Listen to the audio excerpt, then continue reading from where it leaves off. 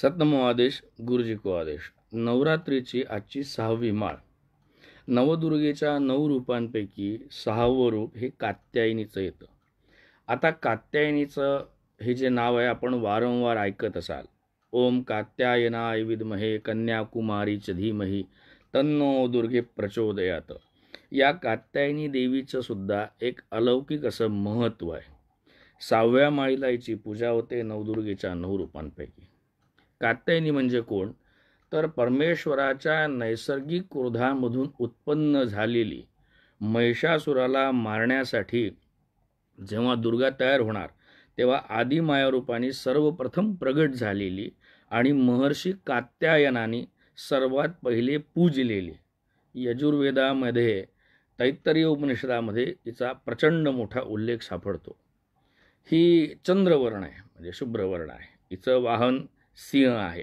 आणि सर्वात महत्त्वाची गोष्ट की जसजसं आपण नवदुर्गेच्या पूजेकडे जायला लागतो ना, तसतसं तिची पूजा पद्धती बदलत जाते. आणि म्हणून कात्यायनी देवीचं जे स्थान आहे संपूर्ण शरीरामध्ये सगळ्या चक्रांमध्ये ते आज्ञा चक्रामध्ये आहे बरं का. त्यामुळे ही योग माता ओळखल्या जाते, ही आदिमाया म्हणून ओळखल्या जाते. आता हिचा अजून एक नवलाचा भाग असा झाला की ब्रजमंडलामध्ये म्हणजे वृंदावनामध्ये गोपिकांनी जेव्हा भगवान श्रीकृष्ण आम्हाला पतिरूपाने रासलीलेमध्ये मिळावा म्हणून ज्या देवतेचं अधिष्ठान केलेलं आहे, ज्या देवतेचं पूजन केलं आहे, ज्या शक्तिरूपाचं अधिष्ठान केलेलं आहे तिला कात्यायनी असं म्हणतात.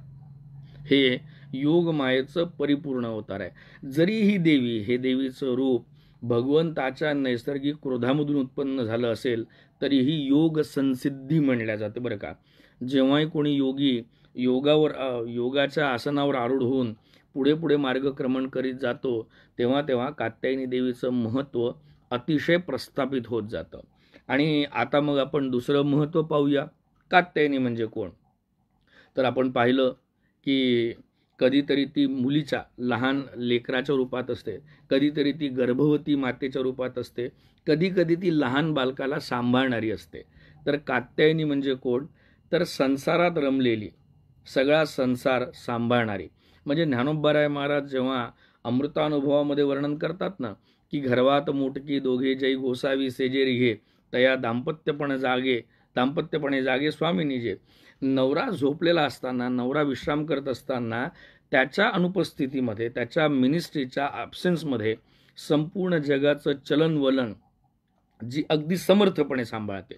म्हणजे पुरुषही तीच बनते, स्त्री तीच बनते, ती विध्वंसिका पण बनते, ती उत्पत्तिकारिका पण बनते. तिच्यात पौरुष गुण पण असतो, तिच्यात स्त्रैण गुण पण अधिष्ठित असतो. ती शस्त्रसुद्धा चालवते, ती शास्त्रसुद्धा शिकवते. आणि हे सगळं कशासाठी करते? ती लेकरांना सुद्धा सांभाळते, ती नवऱ्याला डबासुद्धा बनवून देते. हे सगळं ती का बरं करते? कारण ती कात्यायनी असते. ती कन्या रूपातून आता वैवाहिक रूपात आलेली असते आणि तिला हा सगळा योगायोग संसारातला, म्हणजे कधी ती कोणाची सून बनते, कधी ती कोणाची नणंद बनते, कधी कोणाची तरी आजी सासू बनते. तेव्हा हे जे परिपक्व रूप आहे एका संसारी स्त्रीचं, ज्याच्यात ती सगळ्या योगांना धरून योग माता म्हणून वृढ होते.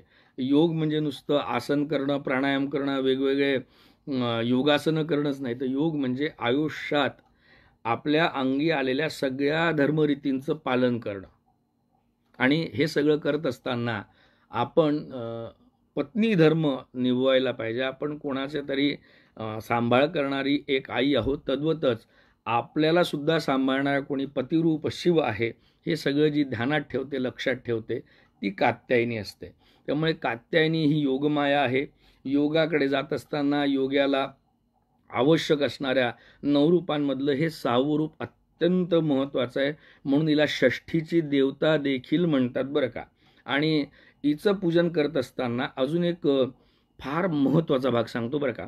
म्हणजे आपल्याकडे म्हणतात ना की जेव्हा लग्न नसेल होत तेव्हा रुक्मिणी स्वयंवराचं पठण करतात, रुक्मिणी स्वयंवर वाचतात. तसंच ज्यांच्या पत्रिकेमध्ये विवाह योग नाही किंवा तो उशिरा आहे अशा सर्व स्त्रियांनी, अशा सर्व बालिकांनी, अशा सर्व कुमारिकांनी या कात्यायनी देवीचा मंत्र जप करावा, तिची पूजा करावी. म्हणजे त्यांच्या आयुष्यामध्ये लग्न योग लवकर येतो. आता हा लग्नयोग का बरं येतो बघा बरं का. आम्हाला स्मरण करायला सांगितलं, आम्हाला मॅनिफेस्ट करायला सांगितलं की लग्न जर नसेल होत ना तर कात्यायनीचं स्मरण करा, लग्न जर नसेल होत ना तर रुक्मिणी स्वयंवर वाचा. का बरं? हे हे असे हे असे व्यक्तिमत्व आहेत, हे अशी देवता आहे की ज्यांनी स्वतः ते केलेलं आहे. म्हणजे कात्यायनीचं आपण स्मरण का करावं लग्न जर नसेल होत तर? कारण भगवान शंकर हा पतिरूपामध्ये आपल्याला प्राप्त व्हावा म्हणून पार्वतीने जी तपस्या केलेली आहे, सतीने जी तपस्या केली आहे, दोघींनी तपस्या केली बरं का. त्या तपस्याचं फलस्वरूप त्यांनी ती तपस्या केली.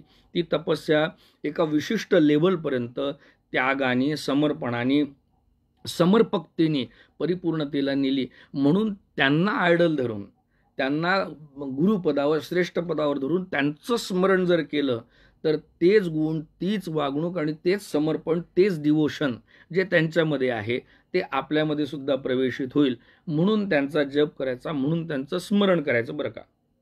सरते शेवटी मानसिक संगती केली तर त्या संगतीचा गुण आपल्याला लागतो. दोषाची गोष्ट आपण करू नये. त्यामुळे कात्यायनीचं स्मरण केलं तर ज्याप्रमाणे तिने आपल्या नवऱ्याला प्राप्त करून घेतलं ना तसंच आपल्याला सुद्धा लवकर लग्नाचा, विवाहाचा योग येतो आणि तो सुखकर असतो.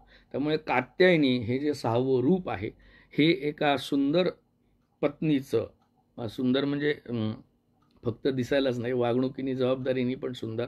आणि लक्षात ठेवा, पत्नीच फक्त समजदार असली पाहिजे असं जर म्हणाल तर टाळी एका हाताने वाजत नाही बरं का. पतीसुद्धा शिव असावा लागतो, तेव्हा कुठे पत्नी पार्वती असते. पत्नी पार्वती असेल तर पती शिव असावा लागतो. म्हणजे याचाच अर्थ टाळी दोन्ही हाताने वाजवते, तबला दोन्ही हाताने वाजवावा लागतो, मृदंगसुद्धा दोन्ही हाताने वाजवावे लागते, नवे नवे सतारसुद्धा दोन्ही हाताने छेडावी लागते, तेव्हा कुठे सूर उत्पन्न होतात. आणि जेव्हा जेव्हा तुम्ही एका हाताने करायचा प्रयत्न कराल ना तेव्हा सूर नाही, असुर निर्माण होतील. त्यामुळे मला तरी असं वाटतं की 4 भुजा असलेली, चंद्रवर्ण असलेली, सिंहावर आरूढ असलेली ही कात्यायनी म्हणजे षष्टीची देवी तुम्हा आणि आम्हाला सुखदायी, प्रदानकारी ठरो. अजून एक शेवटलं शॉर्ट बट स्वीटमध्ये सांगतो. या देवीचं अजून एक वैशिष्ट्य आहे की जेवढे काही शोध कार्य आहेत ना, डिस्कवरीज असेल किंवा रिसर्च असेल, शोधकार्य म्हणजे विज्ञानाधिष्ठित असतील, अध्यात्माधिष्ठित असतील, त्यामध्ये या देवीचं अधिष्ठान अत्यंत महत्त्वपूर्ण असतं. त्यामुळे जेव्हा जेव्हा आपण स्वतःचा शोध घ्यायला लागतो ना तेव्हा तेव्हा त्याला आपण, त्या शोधकर्त्याला आपण योगी म्हणतो. आणि या योगीला शोध कार्य करत असताना त्या शोध कार्यामध्ये जी मदत करते, जी सहकार्य करते ती कात्यायनी असते. पुनश्च एकदा, संसारातली ती स्त्री जी आपल्या घरातल्या सगळ्या जबाबदाऱ्या अतिशय शांततेने, संयमाने आणि तेवढ्याच धडाडीने सांभाळते ती कात्यायनी असते. ती आदिमाया असते. ती अनेकोत्तम नाते एकाच वेळेस सांभाळून संसाराचा गाडा पुढे ढकलते. त्यामुळे या षष्टीला, या कात्यायनीला आणि त्या सगळ्या गृहिणींना ज्यांनी संसाराचा गाडा पुढे नेलेला आहे त्या सर्वांना प्रणाम करावा. नवरात्र हे तुम्हाला 9 दिवसांमध्ये काय शिकवत असेल तर स्त्रीची, महिलेची आदराची भावना आपल्याला पुनरुज्जीवित व्हावी. आपण हे लक्षात ठेवावं की आपला जन्म जरी पौरुष असला, आपण जरी पुरुष असलो तरी आपल्याला जन्म देणारी एक महिला आहे. त्यामुळे महिलेचा आदर, स्त्रीत्वाचा सन्मान करणं आपल्याला ही नवरात्री शिकवते. षष्टम दिवशीच्या आपल्याला सगळ्यांना अनंतोत्तम शुभेच्छा. नाथजी गुरुजी भली करे, गुरु गोरखनाथ जी भली करे. कात्यायनी माता को आदेश. नमो नारायण.